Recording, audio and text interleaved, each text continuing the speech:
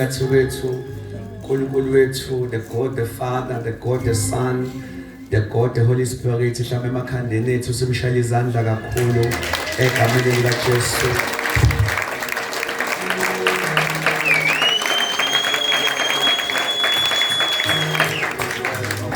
Glory, asibingelela kakhulu egameni likaJesu.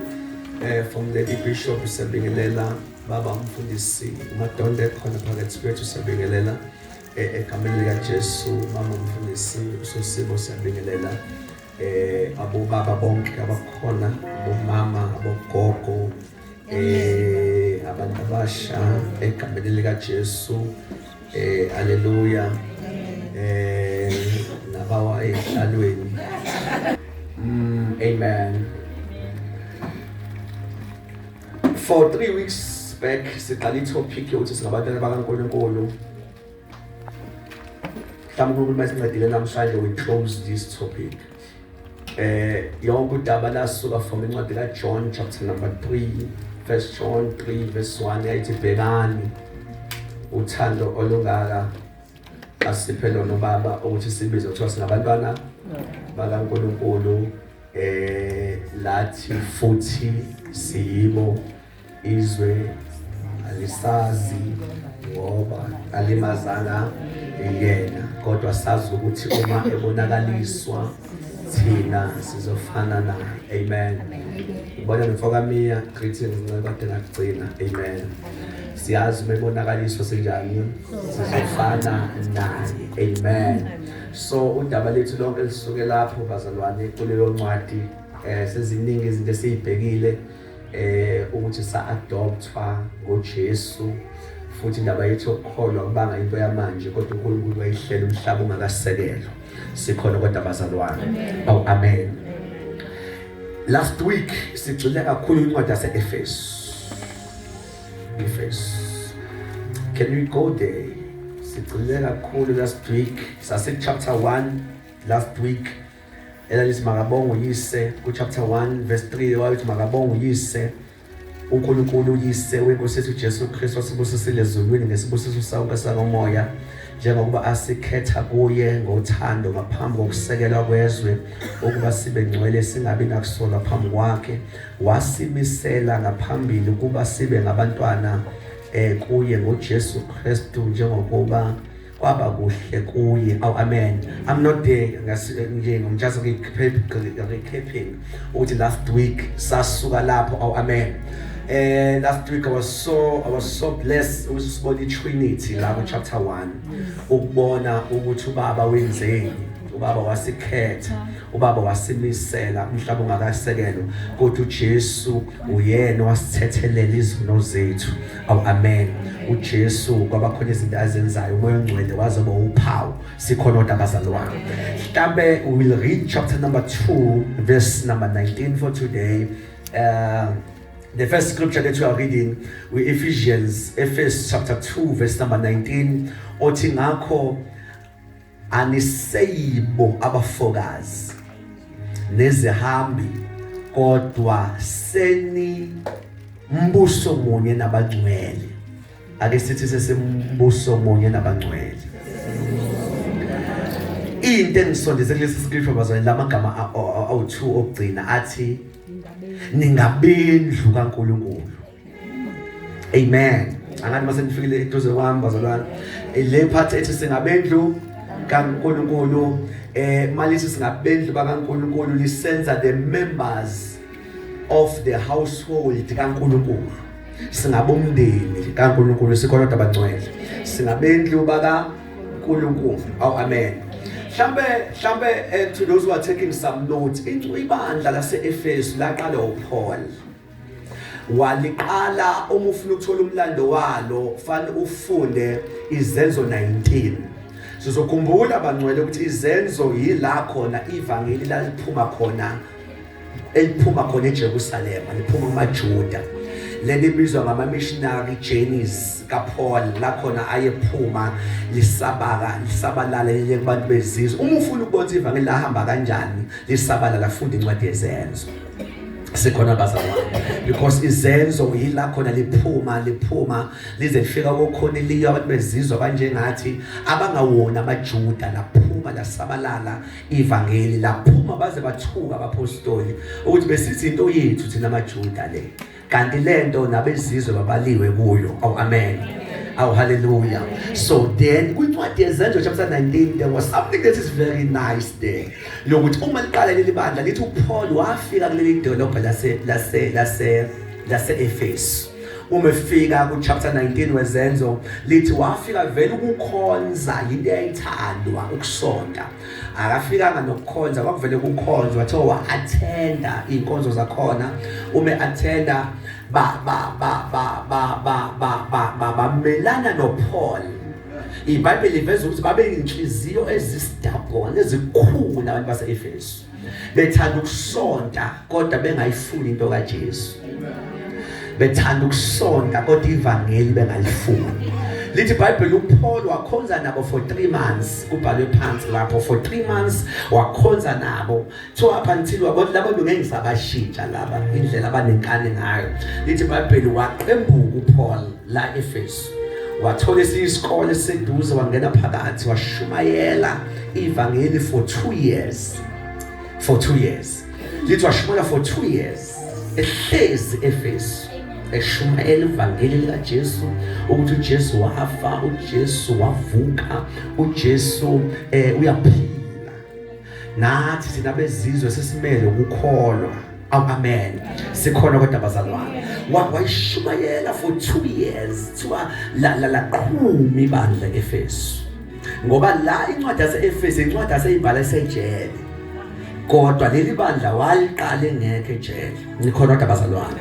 Eshumayela baphenduka for 2 years, eshumayela la. For 2 years eshumayela la. Umeshumayela uPaul eshumayela. Thiwa baphenduka, manje iBhayibheli ofunda incwadi yezenzo lithi kwenzeka imisebenzi yamandla nesandla sikaPaul. Thiwa kwenzeka imisebenzi yamandla engavamile. iBhayibheli lithi kwakuze kuthathwe ngisho ingubo zakhe, ngisho iduku lakhe, thiwa beyibeke phezulu umuntu ogulayo evele ephile. Indaba yase-Efesu la khona okwavela khona amandla emangalisa amakhulu. I was studying why kuvela amandla amangaka. It's because indawo yakhona ibistubborn. As bestubborn bazalwane benenkani ngevangeli, uNkulunkulu waphoqeka ukuveza iside lama-miracles. Because ama-miracles akuyona into yabazalwane, yinto yabantu abangakholwa beconvincwa ukuthi lo Nkulunkulu uyaphila. Yingakho asikwazi ukuza ngesonto njalo size lama-miracles. Ngiyazi ameni mncane nje. Imanga nemangaliso mamthembu. Amen. Imanga nemangaliso yinto yabantu abangakholwa. Lithi iBhayibheli hambani lishumayele ivangeli.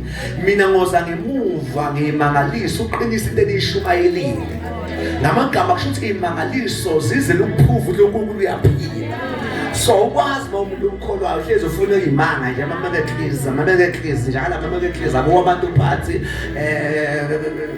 na ugcina ungasazi ukuthi ukuphuvelwa abani ukuthi uyaphila, ngoba thina sesiyazi ukuthi uyaphila and sesimlindele ukuthi engene ey'ntweni zethu ezenze ngoba vele unamandla. Akasikweleta ama-miracle kunjalo. Awusekhona bazalwane. Kwenzeka ama-miracles amakhulu amangalisayo kule ndawo. Uma kwenzeka ama-miracles amakhulu amangalisayo, lithi iBhayibheli kwasuka amadodana kaSkeva. Nabi lo muntu engizekuyena. Kanti khona indoda ukuthi uSkeva ku-chapter 19 e-Efesu enamadodana awu-7. Avela afuna ukukopela into enziwa uPaul, hamba uthanda zabantu abanamadimoni. Lithi iBhayibheli amadimoni abashayanga kanje. So bashawa umngane namadimoni, bashawa base bahamba benqunu beshawa amadimoni. Bashawa abantu banamadimoni, athi amadimoni uJesu siyamazi, uPaul siyamqonda, nina niwobani? Yabona ngiyahleka ngathi amadimoni ungawabhayizeli kanti awaziwa ukuthi ubani. Manje spiritual leyo. So bashawa. So kwaba into egwalayo ukuthi akwazi ukuya emadimoni uJesu engekho. Azi uJesu bese qonda abanoJesu. Sikhona kodwa bazalwane. lakhula ke leli bandla lama up until incwadi yase-Efesu uPaul selikhumbula lethu sejele uthi angibabhalele nje ngibabhalele ukuthi kodwa safika kanjani kaMsindisi. Yingakho maliqala iqaleni ethi sakhetha umhlaba ongakasekelwa beveza safika kanjani. Then iphathi yokugcina iveza ukuthi yini uNkulunkulu afisa siyenze. Lana ke ngifunde khona lithi thina singabendlu kaNkulunkulu ake singabendlu kaNkulunkulu. Now my goal bazane ngalama sermons ukuthi yazi ukuthi uNkulunkulu akayena nje umdali kodwa ubaba kuwe. Angazi noma numbers alwana. Akiye nje umdali nje uThixo lapha kude. He is your father. Can you say he is my father? Can you say again he is my father? Mhlawumbe usho kakhulu he is my father. Singabendlu kaNkulunkulu. Lama gama athi singabendlu kaNkulunkulu avese singama-members awi-family kaNkulunkulu. Sikhona bazalwane. Now kunezinto noted down to those who are writing. Let's belong ngikhuluma but ngifuna uphinde uyibone kakhulu. Iveza ukuthi singakabi noJesu, uJesu owenza sazalwa kulomndeni. uJesu ngaphandle kaJesu ngaba sikho. Amen. Yingakho uJohn 1 verse number 10 to 12 lithi bonke abamukelile uJesu baphikwa amandla sibebiza ukuthi abangabantwana bakaNkulunkulu. Sho ngaphandle kaJesu ngaba sikho abantwana bakaNkulunkulu. Now before Christ bamba lamaqiniso. Number 1, we have no family name. Sasingenalo igama lalomndeni woNkulunkulu. Nikhona kodwa bazalwane.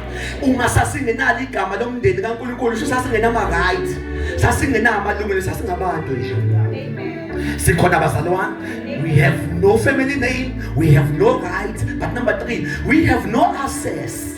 Kunendawo besingakwazi ukungena kuzo ngenxa yokuthi singenalo igama lokuthi sina singabantwana bakaNkulunkulu. Uma ngiphinde ngikusho lokho bazalwane amen ungakafiki yokuthi lento ubuntwana bakaNkulunkulu uma usiqonda kahle iyokuvulela lapho lokungeke ungene khona umuntu phaqa kodwa ungeniso ukuthi sekufika indlalifa sekufika umntwana kaNkulunkulu. Sikhona kodwa bazalwane sekufika umntwana kaNkulunkulu. Sikhona kodwa bazalwane. Now you need to know then before Christ bengiyinto engena family bengekho kwifamily kaNkulunkulu bengenalungelo bengena access, but after Christ from last week ngivezile into ethi after Christ sathola adoption, satholwa ukungena emndenini legally. Sangena ngokusemthethweni emndenini kaNkulunkulu. La safunda khona ukuthi thina sakhetha umhlaba ongakasekelwa. Sakhona kodwa bazalwane sakhethwa ukube siba abantwana bakaNkulunkulu. Sikhona bazalwane. We were adopted in Christ. Sa-adopt umhlaba ungakasekelwa. Amen. Now umuthi amcheck uPaul uyombona ukuthi lema ibhala lencwadi uyimisele ngalento afuna ukusitshela yona ngoba from chapter 1 uthethi nasakhetha umhlaba ungakasekelwa. In chapter 2 usethi thina singabendlu bakaNkulunkulu. yakaNkulunkulu sikhona abazalwane. But umuthi uyaqhubeka ngencwadi because into ebalekile church try to read incwadi because incwadi yase-Efesu noGalatia kwangayona yayingawona ama chapter eyibhala umbhali. Kwakuyincwadi yenziwa ama chapter ukuze sifunde thina. But incwadi eyi-1 incwadi is a letter. Sikhona abazalwane. In chapter 1 sakhetha umhlaba ungakasekelwa. In chapter 2 singabantwana thina. Singabendlu kaNkulunkulu. Awuzwe uchapter 5 verse number 1 kama uzothini in the very same nakhuzana. Ukama ususothi uchapter 5 verse number 1. Ngakho yibani ngabalingisi abalingisa uNkulunkulu njengabantwana abathandekayo. Now uchapter 5 useqedile ukusivezela ukuthi thina singabantwana bakhe. Usilande was convinced from chapter 1 nokade doubt akazi ukuthi wena wakhethwa. Shaba ngiveze enye into church. Into enkulu ngo chapter 1 iveza ukuthi awuvelanga wasindiswa ngephutha. Yeah. Kodwa yaplanwa lento yakho umhlaba ungakasekelwa awuliphutha. sikhona abazalwane. Ubani obhala la? Ubhala uPaul. uPaul akayena umJuda umuntu njengathi. Na uzama ukuveza nathi sasibaliwe. Hayi ngoba saqhama sesishuthelwa. Ngithatha into amaJuda mayengamfuni wayeseza kithi. Uthi uPaul hayi umhlaba ungasekeliwe. Wayesikhethile kuye. Wasazi wasenza bendlu yakhe. Awu amen. Chapter 5 uKhamosi uzodila necharacter yabantwana. Ukuthi awukwazi ube umntwana kodwa ngamlingisi ubaba wakho. Yingakho chapter 5 uKhamosi uzothi ngakho ibana abalingisi bakaNkulunkulu njengabantwana abathandiweyo. Chapter 5 bazalwane usuzothi njengamanje yebo siyazi ubaba wethu impela. But chapter 5 usuzothi ingqondo yami cabanga njengobaba. Inhliziyo yami yenza njengobaba. Zenzo zami yenza njengobaba. Ngiyaphoqeka ufana nobaba. Likhona kodwa bazalwane lithi ibana abalingisi bakaNkulunkulu njengabantwana abathandekayo. Sikhona abazalwane. Chapter 5 uveza ukuthi noma sengazi umntwana wakhe akuphelele ngingakafani naye. Angazi nikuphi. Chapter 5 yimpi. Ingoni impi kaChapter 1 utshela abantu bangabantwana bakaNkulunkulu. Chapter 5 yimpi enkulu. Yokuzama ukugumula abantu into beyiyo. Uthi hayi aniyo lento beniyiyo. Nina nakhetha umhlaba ongakasekelwa. Nina nazalwa nahlanzwa. uNkulunkulu wanikhetha umhlaba ongasekelwa. Mfuzeni-ke ubaba wenu. Uyabona kunamadodana awu2 olahleko akhona eBhayibhelini. In fact i1 yolahleko kuthiwa yaphuma yathatha ifire yayo yahamba yalahleka. Awu amen. Sihlezi sikhuluma ngayo ukuthi yadlifa kude. Kodwa khona lendala engazange yifakude eyayihlezi lapha eduze nobaba. Uma kubuya uba ingane leyo lahleko kuthiwa ubaba wavula izandla. Angazi nikuphi ekseni. Wavula izandla ubaba bamba le ebuyayo wajabula ubaba. Endala kuthiwa yathi mayifike yabuza umsindo wani owenzeke ekhaya. Immediately kuthiwa imfowenu ubuyile so watasuka waphuma ekhaya. Ubaba ujabule kodwa indodana yaqasuka yaphuma ekhaya. Le ndodana ikazi idlifa kodwa inecala longamfuza uyise. Lokuthi impela ikazi iduke kodwa indlela ubaba acabanga ngayo yona icabangi ngayo. Abaningi mabegceka uhamba odlala ngobonakala imali wadlifa. Kodwa mina ngithi nalo ohlezi kusizana ukuhlala kodwa imvelo ubaba yiyo wena ungabiyo. Ngathi ngesinamhlanje siyanqaba ukuhlala nobaba kodwa singafani naye. Can we say that? Siyanqaba ukuhlala ukuthi sekuna 10 years nalo baba na 15 years uhamba iminyaka kodwa ufuza mangeke. Ifuna the more ngihlezi naye kube the more ufana naye. The more ngihlezi naye kube the more ufana naye. Lithi ibana abalingisi umlingisi leyanto lapha kwi-TV lapha kumasoap lapha yana kodrama lo yamuntu akayona leyanto kodwa ufunda phansi iscript so hamba wenza ukuthi uphendule kanjani kuwena uzophendula kodwa iphepha elithi phendula kanje wena thatha iphepha libhale phansi ulifake action yini sihiyo ubaba ubhale phansi sine mathasi babalingisi bakhe sithatha into ebhalwe phansi sifaka action. Mathi uthando uzothanda abantu ngathi. Mathi uthula kufika thina ngeke ukuthula. Siyabalingisi. Awukwazi uba umntwana wakhe kodwa uphambane nemvelo. Ajalo. Ibana abalingisi. Kama ikhosenta samakhanda iba umlingisi. Iba umlingisi wakhe. iBhayibheli abavuma abantu abalingisayo, abavuma imitators. Kodwa kokuqala nqaba iyavuma ukuthi asilingise. Ngiyalizwa linqaba lithi ningalilingisi lelizwe. kodwa ngapha lithi asilingisi. Hawu nje lithi singalingisi kodwa ngapha lithi asilingisi. Yebo sesingalingisi ngoba ukwazi ukulingisa ngapha nangapha.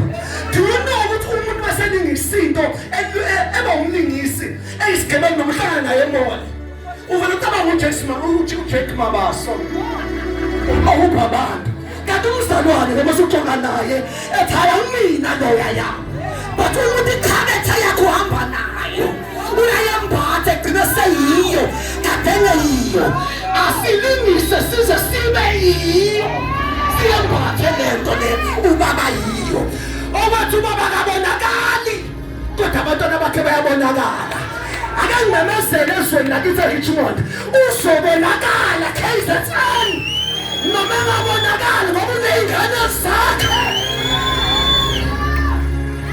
mase sengimbonile uNkulunkulu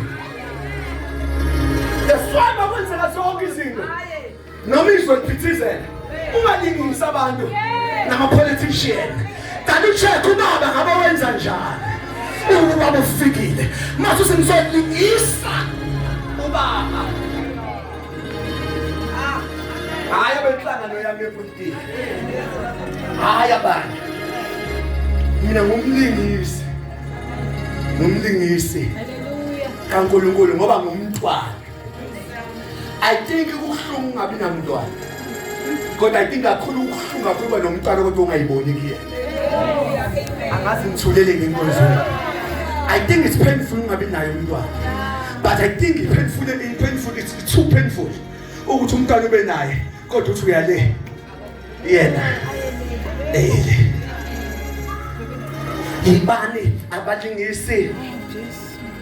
ibani abalingisi bakaNkulunkulu oh God ngangifundela nje because ngamagama la engqona ukwasho ngifaka uthayi nomntana funda bana funda ngakho yibani ngabalingisa uNkulunkulu ibani abalingisa uNkulunkulu njengabantwana njengoba the most imlingisa uvele ethi ngaze ngachazela ngaze ngamthanda lo mntwana nabo abantwana kodwa lo waze wathandeka yebo nihambe othandweni bazalwane thanda bakhanya hamba othandweni why sihambe ethandweni phela ubaba othi akanalo uthando namkhumbula akanalo uthando baba wethu uthe mina ngiluthando akanalo yini uqobo lwakhe manje asihamba othando wethu usihamba kuye it's impossible ukuthi ungaba naye kodwa uthando lungabibikho ngoba uyilo uthando hambani othandweni abangifuna ukuveza can you know ukuthi izinto eziningi iphithiphithi emasontweni zidalwa ukuthi asihamba othandweni kunezinto esingazama ukuyilungisa kanti umsuka wazo ukuthi kube umthando bani ngaba kusuka ngokuthi amen hambani othandweni maselithi yebo njengalokho uKristu walithanda sihamba hayi ngoba sithanda ukuhamba othandweni sihamba kodwa njengalokho uKristu njani wasithanda yebo wasinikela ngenxa yethu sikhona ukuthi abazalwane sometimes ngovuma ubokhaphethu abantu sometimes uma ngibona ukuthi uma ngaphendula kabi lo muntu engenzeka semnuze embusweni ngavuma sometimes ngoba uJesu waba ukhaphethe sanyathela kuye sangena embusweni lana ndiveza ukuthi ngeke uhlezi uthi mina ngenziwa kanje uma usindisiwe ngeke uyiphinda leyo uma usindisiwe kokwenzeka wenziwe kanje kodwa uthi ngenxa kaJesu naye wangithanda enziwa kanje kodwa wena yami wabekezela angisho ukuthi iba ulamthuthu wabantu kodwa funda uthi la uma ngenzeka umbuso uluze angazi ngizolele enkonzweni akuthi bawulamthuthu wekhona ngomdlala abantu but musa njalo uhlezi unekhanda eliphakeme uthi mina ngibenziwa kanjani ngoba sometimes ukhona omzuza ngokwenziwa kanjani angazi ngamenweni uphi ngoba kwesi isikhathi uthola ukuthi inkosi yenza is the same king esikhonzayo yabonakala ekhipha inkembo lo egenci indlebe yeso wabonakala ethi buyisele inkembo kanti isikhathi uyothi ayangilwa why mangilwa nabo ngoba plan ngiyadingeka eGolgotha kodwa indlela yeGolgotha fanele ngidlale laba bantu so wesikhathi unqaba ukudlala abantu kanti siyaphuma ngempela okay akwazi ukuba yikhona ukuthi hayi mina ngimkhulumisa makhaya ufuna uyazi mina ngangibhedela njengoba nje wenza ukuthi nokuthi nawe uyazi ngokwazi ukuyiqhatha ngaleyo ngoba mhlambe bedingeke ebona olunye uhlobo lomuntu oyothi umuntu ebheke yabo mina ngibingelele umuntu noma ungayephendule back kodwa eyami ingxenye ngiyenzile sawubona noma kokumlomo ebenjani angikwazi ukuthi ngenzi umkhovu umuntu ngoba usumkhova lo muntu obona usuku right ungakahlangani nawe hlangana naye fanele ube yinunu usumkhovu kwalo muntu noma abe nongekho umkhovu uwe kahlalo senxakile yena usuke ekhululekile ehambela but wena fanele shintshe yonke into nje bese nihlangane passage noma ulandele ubuso obubi lokubakho lokuhleza ukufihlile ukulanda ufuna usheshe uguge because baningi amamasela asebenzayo umuntu ongahleki noma now you need to say akekho umuntu onamandla phezu kwenjabulo yami engiyikho noma kuthiwa ngihlangana nobani angikwazi ukushintsha umuntu kwasi isikhathi ngangazi why ngidluliswa lapho kanti befane ngiveze olunye uhlobo esho ethi kodwa khona umuntu ongafani nabantu angasinangenzi ngoba ngithanda ukwenza ngumlingisi ubaba wami ukhiphe lakhe ilanga engalisi kwimizini emihle angazi ngitholeleni ulikhiphe likhanyise ngisho kamthakathi ubaba wethu uvezile ukuthi into yiyo uba yiyo noma bani noma ikephi amen niba abalingisi hambani othandweni yebo njengalokho nithanda uKristu yebo wazinikela ngenxa yethu yebo abe ngumnikelo nomhlatshelo yebo abe iphunga elimnandi kuNkulunkulu yebo verse 3 yebo kepha ubufebe yebo kodwa leyo nto yebo nakho konke ukungcola noma isangabe ngingalikadisha igama isangabe lo moya onganeliswa uthi yonke into nayo ufuna enye into ngoba uyibona kumuntu isono leso unganeliswa into yiyo amen ngithuke kabi ukuthi lesi sono usiphola usibale kuwonke amabala ukuthi sigadwe ngoba isono sikhazi ukuthi inkosi angiyibongi into yenzekile ungazi kunomuntu othandazayo mayebuka ethi inkosi mangafika kule level empilweni ngingakubonga uNkulunkulu okuleyo level yena uhalela into zabanye abantu even kumthetho oyishumi uThixo wayishaya lento wathi ungayihaleli inkabi it's a big sin yonke funda ukunqoma into yomuntu uyinqoma futhi ingeke inhliziyo eqonzayo yebo yileyo nto ungcola isangabe yebo makungaphathwa nangegama phakathi kwenu lithi lezi zinto church iqhilo ukuthi izwakale phakathi kwenu matho masingaphathwa shuthi ngebuzwe ukuthi sibanjwe umoya obu-F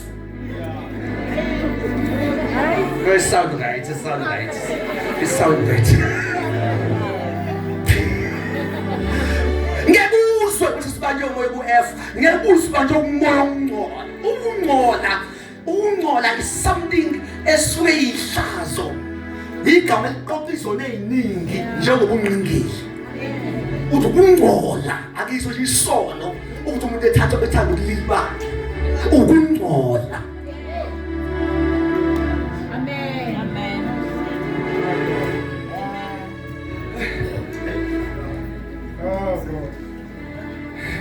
Ube sokuba study mhlawumbe sokukhumbula ngolesibili. So ufunda uRomans 1 uthi leso sisono sobungcingili asiveli kumademoni. uNkulunkulu eshayizwe elimiyekile umkhonze uNkulunkulu bakhonza abantu ayisesizobenza besangane iBhayibheli lithi igama lokuhlazisana ngizobenza behlazisane befaka lehlazweni ngokuthi umuntu ethanda ubulili bakhe it's a shame angazi amene ushonephe senosomizi nenkonzweni angazi amene ushonephe now you need ukuthi uma uzwa leyo moya uwazi udinga usizo unga-accommodate awukho umgodi ubalahla nabo bathandiwe bathandiwe into accommodate ngoba ungcola yebo bangaphatha phakathi kwe verse number 4 nehlazo malingaphathwa nokubheda nokubheda noma gama leli gama lithi nokubheda lichaza ukuthi before you speak before you do fanele uyibuze ovelana manje ukwenza lento ngokubheda kudala okwenza ungacabangile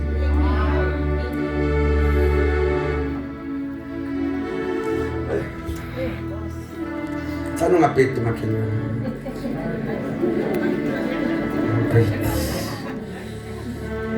nokubheda yebo nokulawula bafethu ngokungangenela isona lento ethi la ukhona ufuna nje uvela ube ring leader yalawula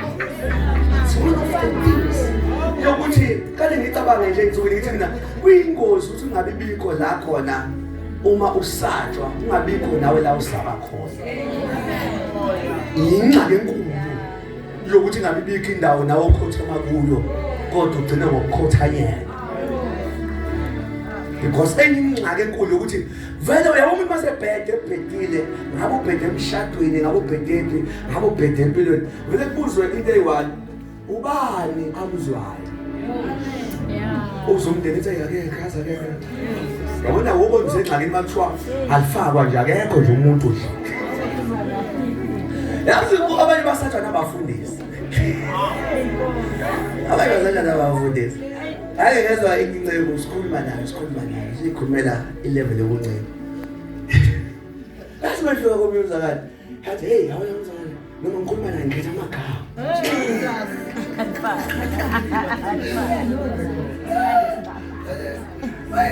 hey shilo mzakala ngaze eweni wonke umuntu usabuthi ayibothile uzo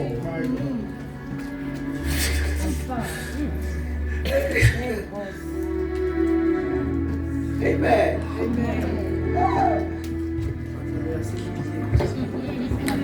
Funda kasi.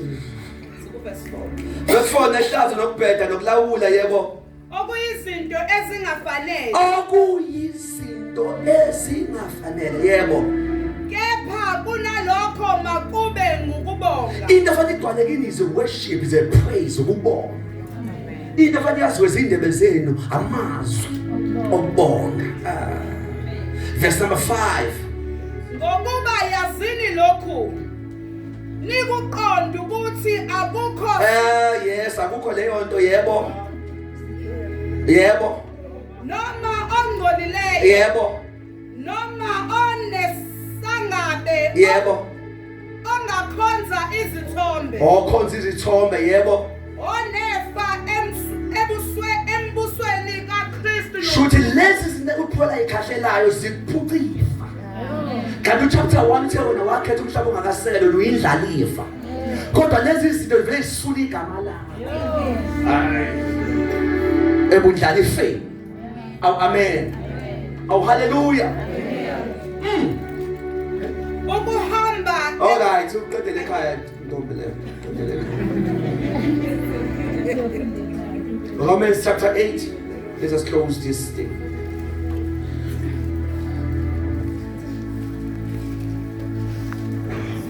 Romans chapter number 8. Yebo.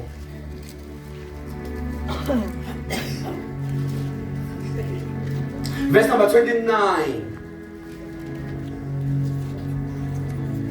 Ngokuba labo ayebazi ngaphambilini. But I'm closing now. I'm closing. Selithi ngithi sina uthe uEfesu wasazi umhlaba ongakasekela. Ngiyakhumbula.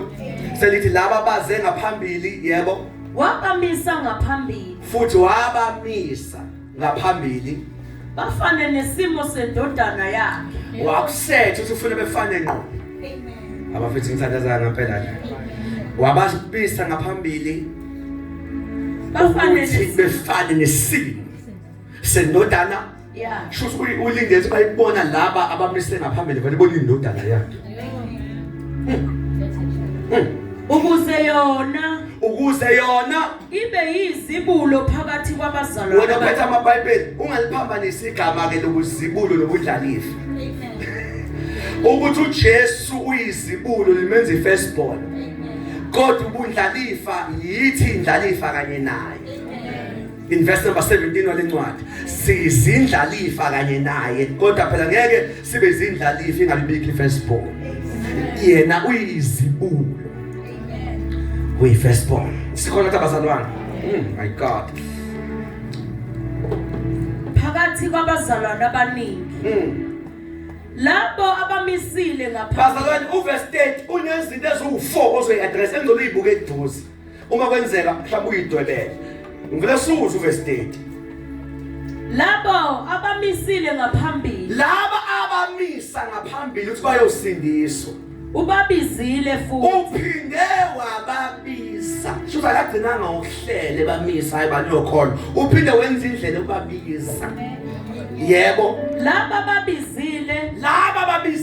Ubalungisisile futhi. Laba balungisileyo. Bazothetha umuntu oyedwa esho yedwa lento eziwu4 njengamanje. Zo4 lesizwe. Ngijulukela manje verse 30. Laba balungisile. Ubaphile nenkazimulo futhi. Ubaphile nenkazimulo. Ufunda ukuthi ngasizuza inkomo yona esho lento. Ufuna ingene la ngithi. Labo abamisile lesizwani ngaphambili. Yebo. Babizile futhi yebo. Laba babizile. Yebo. Ubalungisisile futhi yebo. Laba balungisileyo. Labo yebo. Ubaphile nenkazimulo futhi. Okay. Ngicela iBhayibheli singalibuka kuvumeleke ikophe lenkonzo. Kuvumeleke ikophe lenkonzo.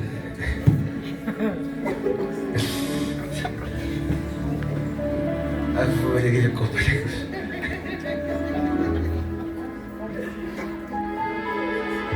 Abazala beke phansi bakophela kokugcina.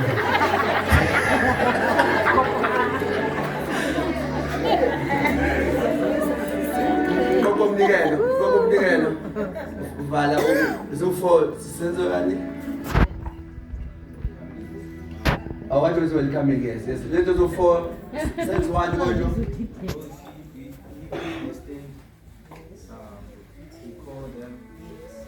After he called them, he justified them.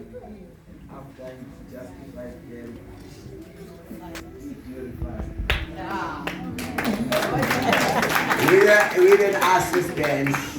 We didn't assistance, Mama.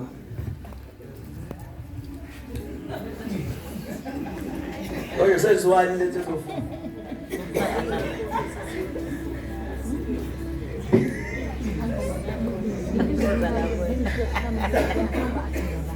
Ngathi ngizobeleka ethi ngizoshala la. Ngeke ngasafeni nje endleleni. Wasi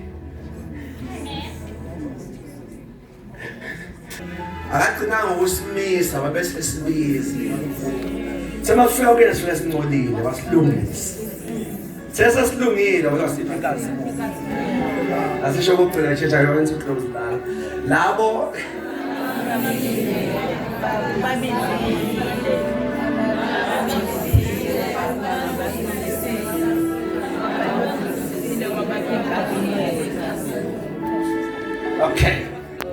Okay. Sase understand that ukuthi samiswa, sabizwa, salungiswa, saphiwa inkazimulo.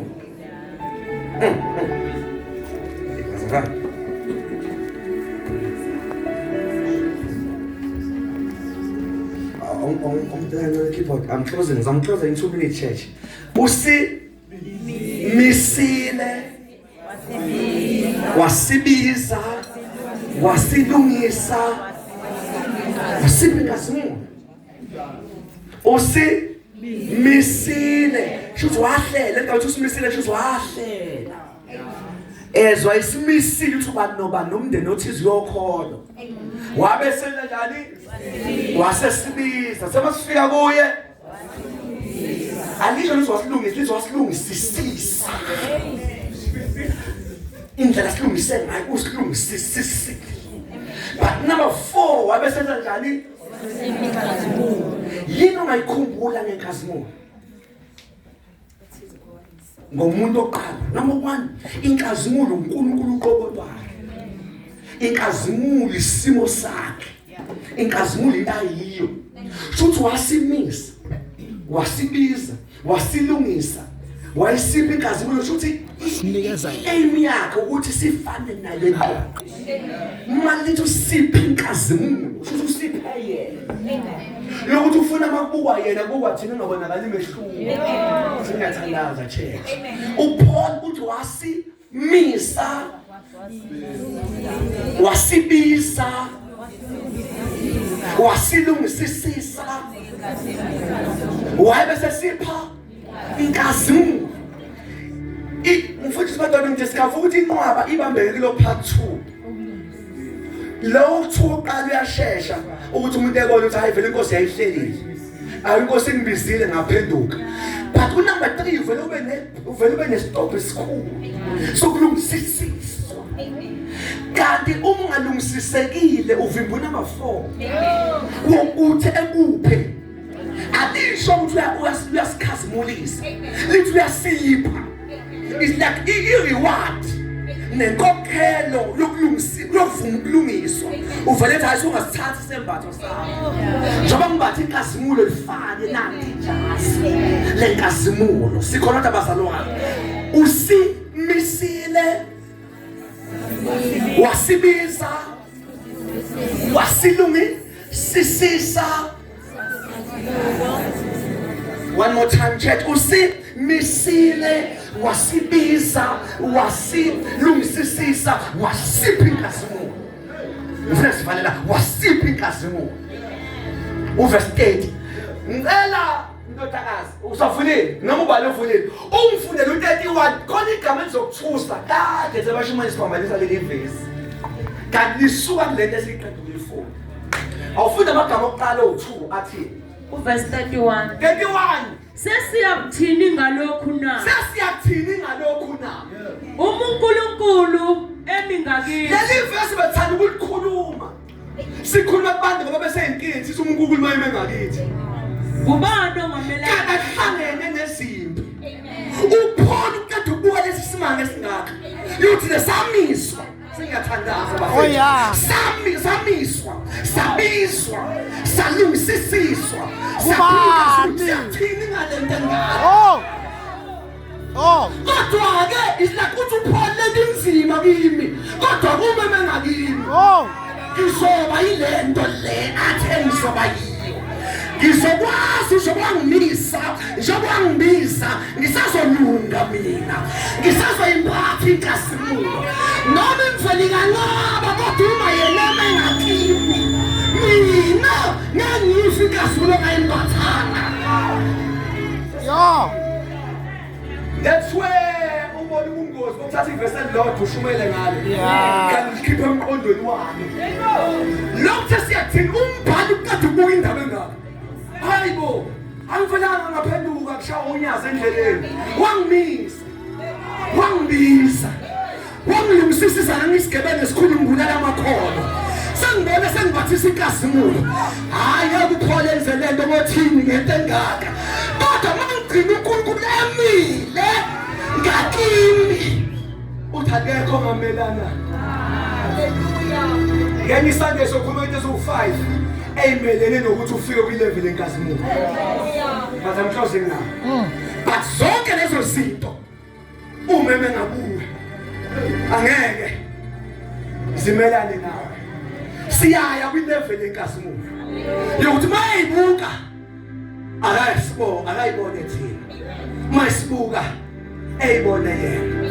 Bazama iplani kaNkulunkulu ithi abafethu kodwa ithi fanele usathane ephathwe yikhanda. Esikhathi sikaJobe lisiveze uyathanda ukuya ezulwini. Ngoba wabona yasefika. Uyathanda ukuya ezulwini. Ethi uya kuNkulunkulu. Iplani yensindiso ithi akathi uya ezulwini. Efika uNkulunkulu. Ethi uyabuya emhlabeni. Efika uNkulunkulu. Ethi abantu ezulwini. Ngoba nimshiya ezulwini loNkulunkulu. Kodwa mangena leli ekhaya nangu uNkulunkulu. Ngingena lapha nangu uNkulunkulu. Ake usathane ethi ungena eTexini ethona uNkulunkulu ugcwele eTexini. Ake ungena emakhaya ethu ngoba uyamazi umbathi inkazimulo. Uma kufika ezulwini efike nangu uNkulunkulu uhlezi nje. Hawu kodwa naje emhlabeni ngoba uNkulunkulu bayahamba bayadrive. Othixo bahleze emhlabeni kwenze njani? Iplan kaNkulunkulu uyimultiplier. Lokho angabi ngedwa nenkazimulo. Laba ngibamisile. Mina ngizobabisa. Uma ngiyababisa noma bangafika benjani kimi. Igazi lachitheka more than 2000 years ago lizomenza ngibahlanze. Noma izolo zabo zibomvu. Athi izayo zangisithethe indaba. Athi noma zibomvu kodwa ziyohlanzwa. Uma eqeda ukuhlanzwa umuntu uthi inkazimulo. Amanye amagama achaza inkazimulo. Inkazimulo isisindo. sobuNkulunkulu. Bafethu ngiyacela ake simbathe lento. Uma ufika bezwa ukuthi khona isisindo. Bese naniyikhombe lento uthi ufike nayo ngoba ayikho empahleni yakhe. Abanye banesisindo ngenxa yegama lempahla. Thina sosinda abantu bangazi ukuthi kwenzakaleni. Sifike lethi ngizumuntu. Sengathi khona into. Mhlawumbe nomunye isitolo wesisitolo izolo. Uthi awuyena umuntu kaNkulunkulu. Naye umuntu. Umuntu. Ukuthi hayi wena nokukholwa ngasikholwa bemhlaba lakho. Uthi ukholwa thina ngone ivi. Ngizama ukumbuthi usukaphi le kayibona. Mase suka lapho. Uthi sengeke. Awukhozi nje yonke. Uzakhozi nje yonke. Ngiyaya nje noma yikephi lapho sokuyiwa khona. One thing that I discovered, ngabona ukuthi ngempela umuntu akaze ngibone ndawo. Kodwa khona isisindo. Kunoma hlandelana esitolo. Kodwa kulandele omunye umuntu. Lenta yikho ezembathweni. Kodwa isekutheni mayisilungisa isisindo. uAdam engafakaza uthi mina ngiyayazi inkazimulo. Ngayigqoka impahla zingekho. Ngebhadi ngayibona mhla sihambile uthi khona into ekade ngiyimbathile. Bangathi uAdam lento yinkazimulo ikwazi ukuba zingubo ungenazo. Nangenangubo mina ngidalwa kodwa ngambathisa inkazimulo. Inkazimulo ayibe lento ongenayo. Ingbathise lento ongenayo. Inkazimulo isele ukuthi ubuze bakho ungabi kubantu. Haleluya. Kodwa bezwe ngawo abantu. Kodwa ungahambi ufaka ubuze bakho. Inkazimulo iyakhava. God. Yenza abantu bezotsheleka izinto ongenazo. Bese umuntu engicela ukutsheleka noma 20,000. Ungabeka usukhuluma nje ngesifaka sale emakhaya. Uzangihlole la yini? Akahlole. Khona into emtshenile. Ukuthi ngenzeka lento ikhona. Mase uzothi uNkulunkulu ngiyanqaba ungibathi inkazimulo. Kodwa izinto eziba phakathi enkazimulweni singabikho kimi.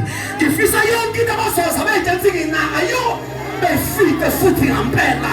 Ikho ngoba 2026 ngasimbathe yodwa lenkazimulo. Lenkazimulo inento zayo uIsrael wahluka phekanga ngenxa yefu elihamba nabo. Ikwazi ukwehlisa imane ehlane. Lenkazimulo yenza ingubo zabo zangaguga. Abantu zabo zingadliwa amadimo. Sidine. Because of this glory. Because of this glory. Sinoma ngenyawo zethu. Sesiyathandaza. How wonderful is your name. How wonderful. Can we say this as well? How wonderful. How wonderful is your name, O Lord.